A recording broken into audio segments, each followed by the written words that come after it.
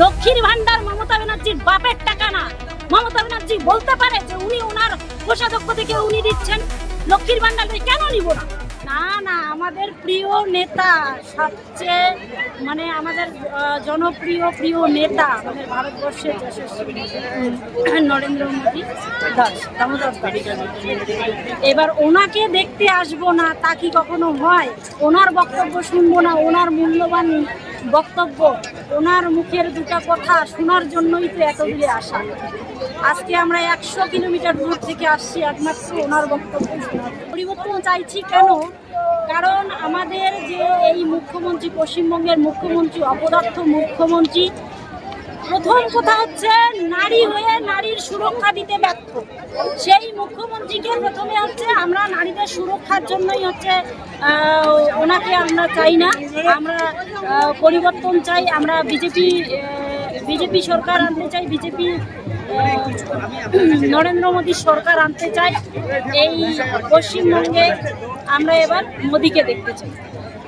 লক্ষ্মীর ভান্ডার নিচ্ছেন? অবশ্যই নিব, কেন নিব না?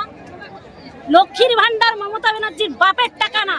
মমতা ব্যানার্জি বলতে পারে যে উনি ওনার কোষাধ্যক্ষ থেকে উনি দিচ্ছেন, লক্ষ্মীর ভান্ডার কেন নিব না?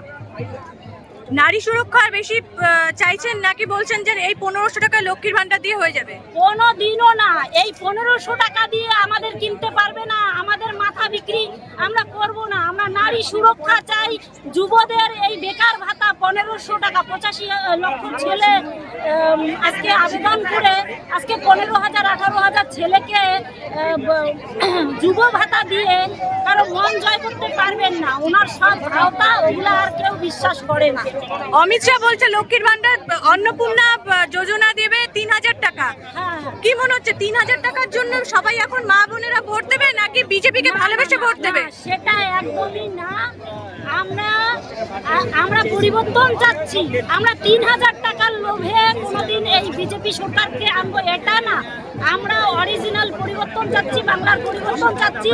এই দুর্নীতিগ্রস্ত মুখ্যমন্ত্রীকে আমরা হটাতে চাচ্ছি, তার লক্ষ্যে এই পরিবর্তন যাত্রা। আমরা ওই 3000 টাকার কোনো আমাদের জ্বালা নেই। আরো ভালো ভালো খবর দেখতে সাবস্ক্রাইব করুন বাংলা হান্টির ইউটিউব চ্যানেল।